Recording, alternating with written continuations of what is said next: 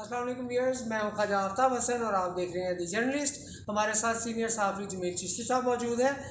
جمیل چشتی صاحب، ایک تو آپ کو پھر دوبارہ دی جرنلسٹ میں خوش آمدید، اور دوسرا چونکہ ہم ان دنوں ایک خاص تناظر میں پروگرامز کرنے کی کوشش کر رہے ہیں، جس میں نہ صرف سوسائٹی میں بڑھتے ہوئے جرائم کے حوالے سے ہے، بلکہ قانون کی عملداری اور انصاف کی صورتحال پہ بھی ہے۔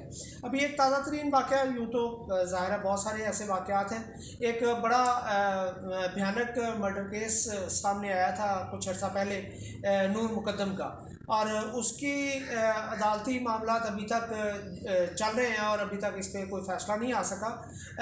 میرا آپ سے یہ سوال ہوگا کہ آج کی جرنلزم میں اس کیس کو کس طرح ٹریٹ کیا گیا، اور اگر آپ ہوتے تو آپ اس کیس کو کس طرح دیکھتے؟ آپ نور مقدم کیس کی بات کر رہے ہیں۔ نور مقدم بہت خوبصورت نام ہے، اور ماں باپ نے بہت، جب بیٹی پیدا ہوئی تو بڑی چاہت کے ساتھ یہ نام رکھا ہوگا۔ ہر ماں باپ کی خواہش ہوتی ہے کہ بیٹیاں سکھی رہیں اور شاد و آباد رہیں، اور یہی ان ماں باپ کی ڈریم ہوگی۔ یہ انتہائی افسوسناک سانحہ جو تقریباً سال ہونے کے قریب آج ہو چکا ہے، اس کو یہ سامنے آیا کہ ایک زاہد جعفر نامی شخص نے اس کا مرڈر کر دیا، اور جو مرڈر کی سٹوری ہے وہ اتنا خوفناک سارا کچھ ہے کہ مجھ سے وہ بیان کرنا میرے لیے مشکل ہے، کہ اگرچہ میں نے بہت سی لاشیں دیکھی زندگی میں، 40 ایئرز اس پروفیشن میں کرائم فیلڈ کو ہی دیے ہیں، اور میں نے لیکن اس نے مجھے رلا دیا، اس واقعے نے، جو نور مقدم کا قتل کیس میں، کہ اس کی غالباً زاہد جعفر کی فلائٹ تھی کینیڈا کی، کہاں سے وہ نہیں اس کی ہوئی، مس ہوئی۔ اس نے نور مقدم کو کیا میسج کیا کہ وہ اس کے گھر آ گئی، اس کے اسلام آباد والی اس میں کوٹھی میں، اور اس کے بعد پھر وہاں سے کال چلی کہ جناب نور مقدم کو زاہد جعفر کو کچھ ہو گیا ہے، نور مقدم جو ہے نا اس کو کچھ ہوا ہے۔ تو وہاں کوئی محلے دار نہیں تھا، کوئی پڑوسی نہیں تھے، کچھ نہیں تھے اس وقت۔ تو جب وہ پولیس ٹیم پہنچی تو انتہائی بھیانک منظر یہ تھا کہ زاہد جعفر اپنے کمرے میں موجود تھا اور وہاں ٹہل رہا تھا، اور نور مقدم کا سر کٹا ہوا تھا، بلکہ کٹا نہیں ہوا تھا، بالکل دھڑ سے الگ کیا گیا تھا۔ تو یہ انتہائی چونکا دینے والی، انتہائی المناک یہ سانحہ، یہ کبھی بلایا نہیں جا سکتا۔ لیکن دکھ کی بات یہ ہے کہ جیسے آپ نے کہا کہ آج کی جرنلزم کیا ہے، آج کی صحافت کیا ہے، اب وہ صحافت میں وہ ٹریننگ ہی نہیں ہے کہ جرنلسٹ یہ جانیں کہ میں نے انویسٹیگیٹ کرنا ہے۔ پولیس کی یا ان کے بتائے ہوئے بیانوں پہ یہ سٹوری چلا دی جاتی، جو کہ میں نے نہیں اس طرح کبھی کیا ساری زندگی، اور نہ اب بھی میں جو کچھ ایشوز پہ کام کر رہا ہوں نہ میں اب بھی کروں گا۔ تو یہاں جو چیزیں سامنے آئی کہ وہ یہ کہ نور مقدم کو اس نے ٹارچر کیا، ٹارچر کرنے کے بعد وہ بیچاری جمپ کر کے وہ نیچے آ گئی، نیچے آ کے اس نے جو کیبن میں چھپنا چاہا تو چھپ گئی آ کے، جو کہ بعد میں CCTV پہ سارے ویو بھی آ گئے وہ سارے، کہ اس کے بعد وہ زاہد جعفر اس کو کھینچتا ہوا پھر دوبارہ اوپر لے گیا، اور اس کے گارڈز نے اس کو کچھ نہیں کیا۔ اور پھر جب یہ تقریباً صبح ہونے کی تھی، جب وہ ریہیب سینٹر والے آئے، وہ بھی انہی کا تھا، اور یہ پتہ چلا کہ یہ پاگل جنونی شخص بھی اسی سینٹر کا ایک ممبر تھا، وہاں یہ بھی کام کرتا تھا۔ ان کا خیال تھا کہ جو مینٹل پیشنٹ ہوتے ہیں وہ ریہیب سینٹر میں دوسرے مینٹل پیشنٹس کو زیادہ اچھے طریقے سے ٹریٹ کریں گے۔ تو اس میں یہ ہے کہ کوئی گواہ ان کے پاس اس طرح نہیں آئے، اور وہی جو گواہ آئے وہ ریہیب سینٹر والے ہی بنے، جو بعد میں ان کے ملزم بھی ان کو بنایا گیا، لیکن اس طرح نہیں کیا گیا۔ میرا خیال ہے کہ یہ سوچے سمجھے منصوبے کے تحت کیا ہوا ایک پلان مرڈر تھا، جس کے قاتل کو بہت جلدی وہ منطقی انجام تک پہنچنا چاہیے تھا۔ میڈیا نے بہت ہائپ کریٹ ہوئی جب تو بہت سارے گورنمنٹ کے یا پولیس والوں کے آفیسرز کے بیان آئے کہ ہم یہ کریں گے وہ کریں گے، لیکن صورتحال یہ ہے کہ اب بھی وہ اسٹریچر میں جاتا ہے کورٹ میں یہ بتانے کے لیے کہ اس کی مینٹلی اور فزیکلی حالت ٹھیک نہیں ہے، اس کو فٹ قرار دے دیا جاتا ہے، پھر بھی کچھ نہیں ہوتا۔ اس میں یہ ہے کہ وہ جو ریہیب سینٹر والے ہیں رضاکار ہیں، ان کو جو نا ان کے بیانات قلم بند ہونے چاہیے تھے، ان کے خلاف ایف آئی آر درج ہو کے ان کو پراپر انویسٹیگیٹ کیا جانا چاہیے تھا، کیونکہ میں جہاں تک سمجھتا ہوں کہ جس نسل سے اس کا زاہد جعفر کا تعلق تھا، اور یہ میں نے سنا ہے کہ وہ ڈارک ویب ہے کوئی، اس میں ایسے مناظر دکھانے پہ ہر مرلے پہ وہ کچھ پیسے ملتے ہیں کہ اگر کسی کی انگلی کاٹتے ہوئے اس کو پیسے ملیں گے، اگر ہاتھ کاٹے تو اتنے ڈالر ملیں گے، اگر وہ سر دھڑ سے الگ کرے تو اتنے اس طرح ملے گا، یا وہ لائیو دکھا رہے ہوتے ہیں سارا کچھ۔ تو میرا خیال ہے کہ یہ اس نے پلان کیا تھا وہ ڈارک ویب کے لیے، اور اسی طرح وہ اس پہ ٹارچر کرتا رہا، مارتا رہا، پھر اس نے اس کی گردن کاٹی اور سر دھڑ سے الگ کر دیا۔ تو میرا جہاں تک اب تک کے جو ایویڈنس سامنے آئے ہیں، جو کورٹ میں جو چیزیں پولیس نے پروڈیوس کی ہیں، مجھے تو یہ نظر نہیں آ رہا کہ یہ ملزم سزائے اپنے انجام کو پہنچے گا۔ اس کے لیے گورنمنٹ کو خصوصی طور پہ کچھ کرنا ہونا چاہیے تھا۔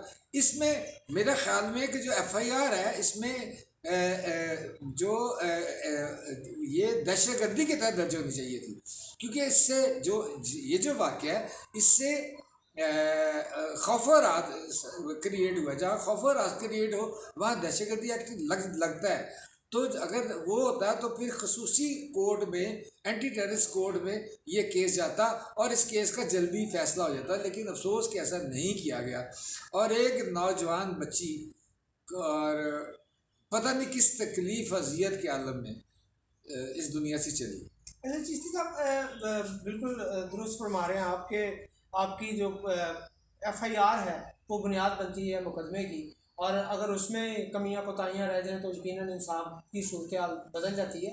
تو مجھے یہ بتائیے گا کہ ہمارا مدعا یہ ہے کہ میڈیا نے اس کو بہت زیادہ ہائپ دی، ظاہر ہے بڑا خوفناک واقعہ تھا، بڑا بے ایمانہ قتل تھا، اس کے سر کے ساتھ فٹ بال تک کھیلا گیا، اور ایک مہذب معاشرے میں تو اس طرح کی کوئی بھی صورت قابل قبول نہیں ہوتی۔ آپ نے ایک پوائنٹ ریز کیا ڈارک ویب کے حوالے سے، یہ بڑا اہم نقطہ ہے۔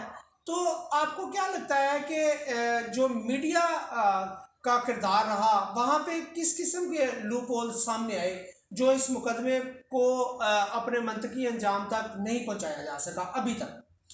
اس میں مین ریزن یہ ہے کہ وہ جو زاہد جعفر ہے اس کا تعلق ایک بہت ہی بااثر گھرانے سے ہے، اور یہاں میں نے جتنے بھی کیس کیے ہیں اس میں بہت سارے کیس جو ہے نا جہاں پیسہ پھینکا جاتا ہے تو وہ ہوا کی نظر ہوتے ہیں ایسے کیس۔ آپ نے ایف آئی آر کی بات کی ہے، میں کہتا ہوں کہ اگر پولیس نے صحیح ایف آئی آر درج کی ہو اور اس میں گواہوں کی صحیح طرح چھان بین کر کے ان کے صحیح بیانات لے کے اور اچھا چلان بنا کے کورٹ میں پیش کیا جائے، اگر کورٹ چاہے بھی تو وہ چلان مضبوط ہو تو کورٹ چاہے بھی تو اس کو بری نہیں کر سکتی، اس کو سزا دینے کی پابند ہوتی ہے۔ لیکن یہاں دکھ کی بات ہے کہ یہاں چلان سے پہلے ہی کیس فروخت ہو جاتا ہے، چلان سے پہلے چیزیں بک جاتی ہیں۔ تو میرا خیال نور مقدم کا کیس بھی اس طرح بک گیا ہے۔ آپ نے جو پہلا، میں سوال کی طرف واپس آؤں گا کہ جو جرنلسٹوں نے اس میں، میں کہتا ہوں کہ میڈیا نے وہ رول ادا نہیں کیا۔ یہاں اب ضرورت یہاں کوئی ایسا نہیں ہے جو انویسٹیگیٹ خود کرے۔ میں نے پہلے بھی کہا کہ اب ہم جو جرنلزم ہو رہا ہے یا خاص طور کرائم رپورٹنگ کے حوالے سے جو بات ہو رہی ہے ہی سیڈ کی بنیاد پہ ہو رہی ہے۔ خود جو انویسٹیگیٹ کرتا ہے جرنلسٹ وہ نہیں اس طرح ہو پا رہا۔ وہ کیوں نہیں ہو پا رہا؟ اس کی بہت سی وجوہات ہیں۔ ایک تو پراپر ٹریننگ ہی نہیں ہے۔ میرا اپنا یہ ذاتی پروگرام ہے کہ میں یہ جو کرائم کی فیلڈ میں آنے والی یوتھ ہے اس کو ویبنار کے ذریعے کوئی ایسا سلسلہ کروں کہ ان کی ٹریننگ کروں، ان کو بتاؤں کہ کس طرح چیزیں انفولڈ کی جاتی ہیں، کس طرح انرتھ کی جاتی ہیں. کیونکہ میں نے ضیاء الحق کے طیارے کے حادثے سے لے کے اور ڈاکٹر سراب اسلم جس نے 13 لوگوں کا مرڈر کیا تھا، اور اس طرح اور بے شمار بڑی سٹوریز خود انرتھ کی ہوئی ہیں، خود انفولڈ کی ہوئی ہے، خود اس پہ کام کیا ہوا ہے. میرے بارے میں کسی بھی آدمی سے پوچھ لیں کہ پولیس مجھ سے پوچھ کے چلتی تھی کہ یہ کیا ہوا ہے، پولیس مجھ سے پوچھتی تھی کہ ہم اس کو کس طرح ڈیل کریں. لیکن دکھ کی بات ہے کہ آج پولیس سے پوچھا جاتا ہے کہ آپ بتائیں کیا ہوا ہے. تو میں معذرت کے ساتھ یہ کہوں گا کہ ہمارے پولیس میں وہ ٹریننگ نہیں ہے. مجھے بتائیں کہ کتنے پولیس والے ہیں جو فورینسک سے آگاہی رکھتے ہیں. جس طرح بے شمار ایسے آپ کو ہاسپٹلس میں ڈاکٹر نظر آئیں گے جن کو ECG نہیں پڑھنی آتی. اس طرح بہت پولیس والے جو انویسٹیگیشن کے ہیڈ لگتے ہیں سفارش کی بنیاد پہ لگتے ہیں، پیسے دے کے یا انہیں وہاں تک پہنچتے ہیں اور پیسہ کمانے کے لیے آتے ہیں. جو بندہ 40 50 60 لاکھ دے کے آئے گا وہ وہ تو پیسہ کمانے کے لیے آئے گا نا. تو ان کو پوسٹ مارٹم رپورٹ نہیں پڑھنی آتی. وہ انویسٹیگیشن کے ہیڈ ہوتے ہیں، پوسٹ مارٹم رپورٹ ان کو نہیں پتہ ہوتی، ان کو سائنٹیفک وجوہات ان کو نہیں پتہ ہوتی، ان کی کرمنل سائیکالوجی کی ان کو ٹریننگ نہیں ہے. تو اگر میں نے کرائم رپورٹنگ کی ہے تو بھائی میں نے فورینسک پڑھی ہے، میں نے لاشوں کے ڈاکٹروں کے ساتھ مل کے پوسٹ مارٹم خود کیے ہوئے ہیں.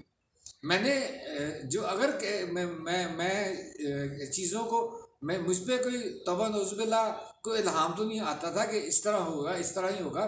لیکن اللہ کی ذات، پھر جب آپ محنت کرتے ہو تو اللہ کی ذات ہی ہیلپ کرتی ہے آپ کی اور چیزیں سامنے آتی ہیں. تو میں نے بہت سے بلائنڈ مرڈر میں نے کور کیے ہیں، میں نے ان کو ٹریس کیا ہے بلائنڈ مرڈرز کو.